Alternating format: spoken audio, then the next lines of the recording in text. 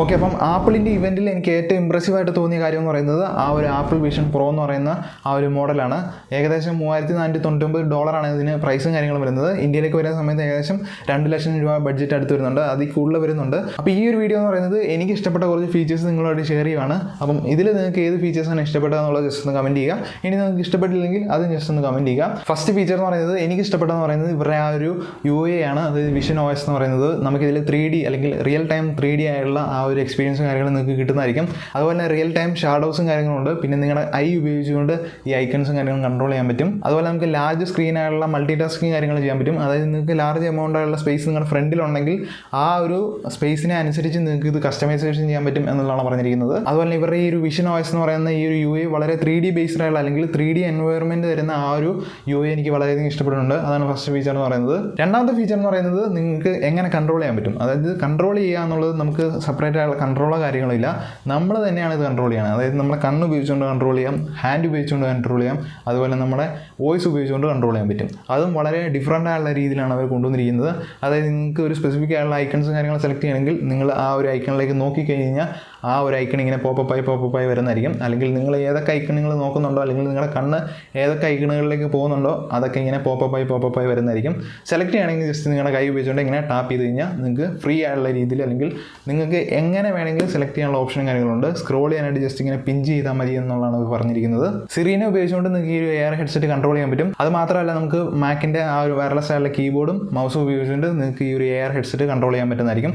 അതും വളരെ ഇമ്പ്രസീവായിട്ട് എനിക്ക് തോന്നിയിട്ടുണ്ട്. വളരെ ഡിഫറൻ്റ് ആയുള്ള രീതിയിലുള്ള ഒരു കൺട്രോൾ സിസ്റ്റമാണ് ഈ ഒരു AR ഹെഡ്സെറ്റിൽ കൊണ്ടുവന്നിരിക്കുന്നത്. ഈ ഒരു AR ഹെഡ്സെറ്റിൽ നമുക്ക് എല്ലാ വിധത്തിലുള്ള ഗെയിമിംഗ് കൺട്രോൾസും കണക്ട് ചെയ്യാൻ പറ്റും എന്നുള്ളതാണ് പറഞ്ഞിരിക്കുന്നത്. അതുപോലെ നിങ്ങൾക്ക് ഈ ഒരു വീഡിയോ യൂസ്ഫുൾ ആയിട്ട് തോന്നുകയാണെങ്കിൽ തീർച്ചയായിട്ടും നമ്മുടെ ചാനൽ സബ്സ്ക്രൈബ് ചെയ്തിടുക. പിന്നുള്ളൊരു ഫീച്ചർ എന്ന് പറയുന്നത് ഫേസ് ടൈം എന്ന് പറയുന്ന ഓപ്ഷനാണ്. അതായത് നമ്മുടെ ആൻഡ്രോയിഡ് സ്മാർട്ട് ഫോണിലാണെങ്കിൽ വീഡിയോ കോൾ എന്ന് പറയും, ഐഫോണിലായതുകൊണ്ട് ഫേസ് ടൈം എന്ന് പറയുന്നുണ്ട്. അപ്പം ഈ ഒരു ഫേസ് ടൈമിൽ നമുക്ക് ഈ ഒരു AR ഹെഡ്സെറ്റ് യൂസ് ചെയ്യുന്ന സമയത്ത് നമ്മുടെ ഫേസിനെ ഐഡൻറ്റിഫൈ ചെയ്ത ശേഷം, അതായത് ഈ ഒരു AR ഹെഡ്സെറ്റിൽ നമുക്കൊരു 2 ക്യാമറ ഫ്രണ്ടിലുണ്ടാകും. ആ ഒരു ക്യാമറ നമ്മുടെ ആ ഒരു ഫേസിനെ ഡിറ്റക്ട് ചെയ്തിട്ട് അതൊരു 3D ബേസ്ഡ് ആയുള്ള ഒരു അവതാർ ക്രിയേറ്റ് ചെയ്യും. അപ്പം നമ്മുടെ ആ ഒരു വീഡിയോ കോൾ അല്ലെങ്കിൽ നമ്മൾ നോർമലി വീഡിയോ കോൾ ചെയ്യുന്ന സമയത്ത് നമ്മുടെ ഒരു ഡിജിറ്റൽ ആയുള്ള അല്ലെങ്കിൽ 3D അവതാർ ആയിരിക്കും നമുക്ക്, അല്ലെങ്കിൽ ഓപ്പോസിറ്റ് ആയുള്ള ഒരു വ്യക്തിക്ക് നമ്മളെ കാണാൻ പറ്റുന്നതെന്ന് പറയുന്നത് നമ്മുടെ ആ ഒരു ഡിജിറ്റൽ ആയുള്ള 3D ബേസ്ഡ് ആയുള്ള ഒരു അവതാറായിരിക്കും കാണാൻ പറ്റുന്നത്. പക്ഷേ അത് അത്ര ഒരു സാറ്റിസ്ഫാക്ഷൻ നമുക്ക് നോർമലി നമ്മൾ വീഡിയോ കോൾ ചെയ്യുമ്പോൾ കിട്ടുന്ന ആ ഒരു എക്സ്പീരിയൻസ് കിട്ടൂല. കാരണം എന്ന് വെച്ചാൽ നമുക്ക് 3D ബേസ്ഡ് ആയുള്ള ഒരു അവതാർ ആയതുകൊണ്ട് തന്നെ നമ്മൾ നോർമലി വീഡിയോ കോൾ ചെയ്യുമ്പോൾ ആ എക്സ്പീരിയൻസ് നമുക്ക് ഇതിൽ കിട്ടുന്നതല്ല.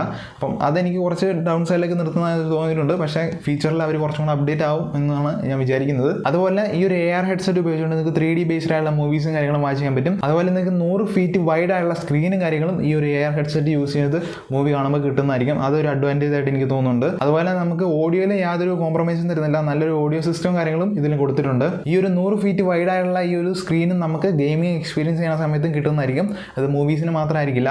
അതുപോലെ തന്നെ വേറൊരു കാര്യം എന്ന് വെച്ച് കഴിഞ്ഞാൽ റിയൽ ടൈമായുള്ള ഷാഡോ കാര്യങ്ങളുണ്ടാവും. ഞാൻ പറഞ്ഞ പോലെ ആദ്യം പറഞ്ഞ ഒരു ഫീച്ചറിലുള്ള പോലെ നമുക്ക് റിയൽ ടൈമിലുള്ള ഷാഡോസും കാര്യങ്ങളുണ്ടാവും. അത് മാത്രമല്ല നമ്മൾ തിയേറ്ററിൽ ഇരുന്ന് ഒരു മൂവി കാണുന്ന സമയത്ത് അല്ലെങ്കിൽ TV-യിൽ ഇരുന്ന് മൂവി കാണുന്ന സമയത്ത് ഒരു ഗ്ലോയും കാര്യങ്ങളും ആ ഒരു TV-യിൽ നിന്ന് അല്ലെങ്കിൽ ആ ഒരു തിയേറ്ററിൽ നിന്ന് വരുന്നത് നിങ്ങൾക്ക് കാണാൻ പറ്റും. സൈഡിലേക്ക് സെപ്പറേറ്റ് ആയിട്ട് ഇങ്ങനെ ഗ്ലോ വരുന്ന കാണാൻ പറ്റും. ആ ഒരു എക്സ്പീരിയൻസ് നിങ്ങൾക്ക് ഇവിടെ നഷ്ടമാകുന്നില്ല, അല്ലെങ്കിൽ ആ ഒരു ഡീറ്റെയിലിങ്ങും നമ്മുടെ ഈ ഒരു AR ഹെഡ്സെറ്റിൽ വരുന്നുണ്ട്. പിന്നെ ഈ ഒരു AR ഹെഡ്സെറ്റിൽ നമുക്ക് ട്രാൻസ്പെറൻ്റ് ആയുള്ള ആ ഒരു കോൺടാക്റ്റും കാര്യങ്ങളുണ്ടാവും. അതായത് നമ്മുടെ ഈ ഒരു AR ഹെഡ്സെറ്റ് ഉപയോഗിച്ചുകൊണ്ട് തന്നെ മറ്റൊരു വ്യക്തിയായിട്ട് നമുക്ക് ഇൻട്രാക്ട് ചെയ്യാൻ പറ്റുന്നതായിരിക്കും.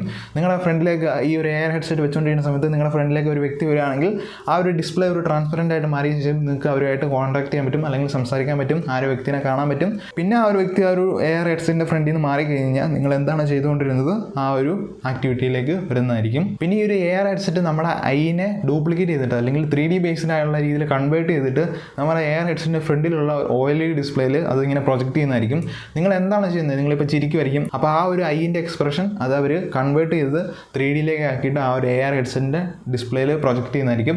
അപ്പോൾ ആ ഒരു ഡിസ്പ്ലേ ജസ്റ്റ് ബ്ലാങ്ക് ആയിട്ടിരിക്കില്ല. നിങ്ങൾ നോക്കുന്ന സമയത്ത് ഒരു വ്യക്തി പുറമേ നിന്ന് ആ ഒരു AR ഹെഡ്സെറ്റ് നോക്കുന്ന സമയത്ത് നിങ്ങൾ എന്തോ ചെയ്യുന്ന പോലെ അവർക്ക് തോന്നും. അതായത് അവർക്കും നിങ്ങളെ കാണാൻ പറ്റും എന്നുള്ള ഒരു എക്സ്പീരിയൻസ് നിങ്ങൾക്ക് കിട്ടുന്നതായിരിക്കും. അപ്പോൾ ഇത്രയാണ് ഇതിൻ്റെ ടോട്ടൽ ഫീച്ചേഴ്സും കാര്യങ്ങളും. എനിക്ക് ഇഷ്ടപ്പെട്ട കുറച്ച് ഫീച്ചേഴ്സും കാര്യങ്ങളും.